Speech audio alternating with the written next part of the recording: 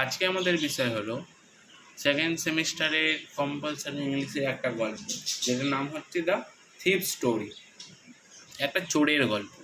তো এই গল্পটা লিখেছেন রাস্কিন বন্ড।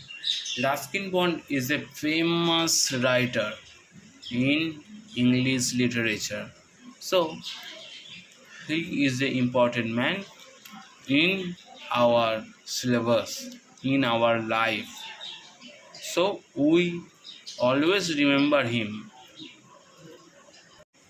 তো আজকে শুরু করা যাক রাস্কিন বন্ডের লেখা দ্য থিপ স্টোরি, মানে একটা চোরের গল্প। থিপ মানে কি? থিপ মানে হচ্ছে চোর। তো আমরা আজকে কি পড়বো? সেই চোরের গল্প, কিভাবে সেই চোরটা একটা ভালো মানুষে পরিণত হচ্ছে, সেটাই আমরা এই গল্প পড়ে জানতে পারবো। তো শুরু করা যাক।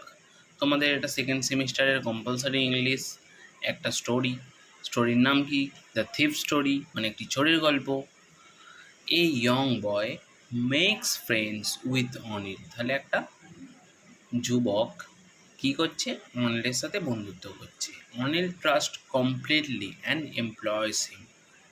তাহলে অনিল কি করছে? অনিল তাকে পুরোপুরিভাবে বিশ্বাস করে নিচ্ছে এবং তাকে কাজে রেখে দিচ্ছে। Does the boy betray his trust? তাহলে ছেলেটা কি তার বিশ্বাসের প্রতি কি, অর্থাৎ তার বিশ্বাসকে কি ভেঙে দেবে? সেটাই হচ্ছে এটা প্রশ্ন। তো আমরা যত পড়তে থাকবো তারপরই আমরা জানতে পারবো যে কী ঘটনাটা ঘটবে। তো আমরা পড়তে শুরু করি। এখানে কিছু প্রশ্ন দেওয়া রয়েছে, সেই প্রশ্ন পরে জানা যাবে। আগে আমরা কি করি? গল্পটা পড়ি। তো শুরু করা যাক। I was still a thief when I met Anil. I was still a thief when I met Anil. আমি চোরই ছিলাম যতক্ষণ না পর্যন্ত আমি অনিলকে দেখি। অ্যান্ড দো অনলি 15, এবং আমার বয়স হচ্ছে কত? 15। I was an experienced in fairly successful hand, মানে আমার বয়স হচ্ছে 15 এবং আমি হচ্ছি টোটালি এক্সপিরিয়েন্সড, মানে পুরো অভিজ্ঞতা সম্পন্ন, এবং ফেয়ারলি সাকসেসফুল হ্যান্ড, মানে আমি যেহেতু একটা, মানে আমি বলতে এখানে সেই ইয়ং ম্যানটার কথা বলা হচ্ছে। সে কি হচ্ছে? সে হচ্ছে পুরো চোর এবং তার হাত একদম ভয়হীনভাবে চুরি করার কাজগুলো করে, সেটার কথা এখানে বলার হয়েছে। তারপর যে পড়া যাক। Anil was watching a wrestling match. তাহলে অনিল কি করছে? অনিল একটা রেসলিং ম্যাচ দেখছে। হোয়েন আই অ্যাপ্রোচ হিম, যখন আমি তার কাছে এলাম তখন আমি দেখতে পেলাম যে সে কী করছে? সে রেসলিং ম্যাচ দেখছে। হি ওয়াজ অ্যাবাউট 25, তার বয়স কত? মোটামুটি 25 বছর বয়স। এ টল, সে হচ্ছে লম্বা। Lean fellow and he looked easy going, kind and simple enough for my purpose. I had not much luck of late and thought I might be able to get into the young man's confidence. তাহলে এখানে আমরা কি জানতে পারছি? তার বয়স হচ্ছে 25 বছর, সে হচ্ছে লম্বা এবং সে হচ্ছে রোগা এবং সে হচ্ছে কি? দয়ালু। সে ভাবছে যে আমার যে পারপাস, আমার যে বিষয় বা আমার যে দরকারটা, সেটাও আমি অতটা ভাগ্যবান নই এরকম মনে করছে সে, এবং সে ভাবছে যে সে সেই মানুষটির কনফিডেন্সটাকে জয় করবে। তারপর কি বলছে? You look a bit of a wrestler yourself.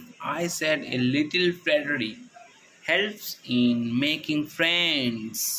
আপনাকে দেখে তো মনে হয় যে রেসলারের মতনই, খানিকটা আপনাকে রেসলারের মতনই লাগে, এরকম তারা কে বলছে? সেই ছোট্ট ছেলেটা বলছে। এবং এটা বলার মাধ্যমে সে কি বোঝাতে চাইছে? সে তার কনফিডেন্সটাকে জয় করতে চাইছে এবং তার সাথে বন্ধুত্ব করতে চাইছে। সো ডু ইউ, তুমিও করো। হি replied, which put me of for a moment because at that time I was rather thin. এবং সে বলছে আমি একটু আধটু কুস্তি জানি, এরকম বলছে, এবং সে আগে কি ছিল, রোয়া ছিল। ওয়েল, ঠিক আছে, আই সেড মডেস্টলি, আমি সাধারণভাবেই বললাম, I do resemble a bit, আমিও একটু আধটু কুস্তি করি বা জানি। হোয়াটস ইউর নেম, তোমার নাম কি? হোয়াটস ইউর নেম, বলছে যে তোমার নাম কি? বলছে হরি সিং। কি? হরি সিং। আই লাইড, আমি মিথ্যে কথা বলছি, মানে সে মিথ্যা। I took a new name every month that kept me ahead of the police and my former employers. তাহলে এখানে সে কি বলছে? সে মিথ্যে কথা বলছে, তার নাম হরি সিং। সে কি করে? সে প্রতি মাসে তার নাম বদলে নেয় এবং সে পুলিশের কাছ থেকে এবং তার সহকর্মী যারা রয়েছেন তাদের কাছ থেকে এগিয়ে থাকতে চায়। এবং সে অবশ্যই, যেহেতু চোর, সে কী করবে? তার নাম বদলাবে যাতে কেউ না তাকে ধরতে পারে। আফটার দিস ইন্ট্রোডাকশান, সেই ইন্ট্রোডাকশানের পরে Anil talk about the well oil wrestlers who were grunting, lifting, and throwing each other about. I don't have much to say. Anil walked away.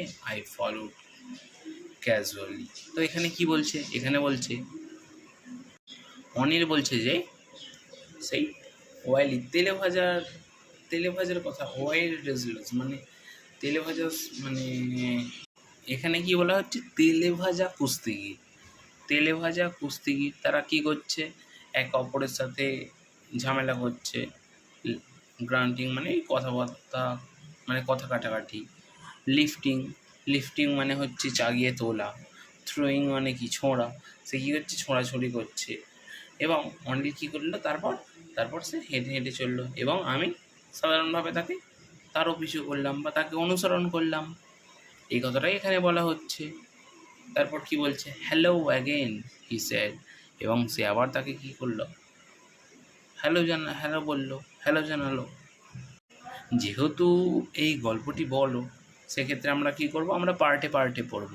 তো এই পার্টটা এখানেই শেষ করছি এবং নেক্সট পার্টটা আমরা আবার পড়ব।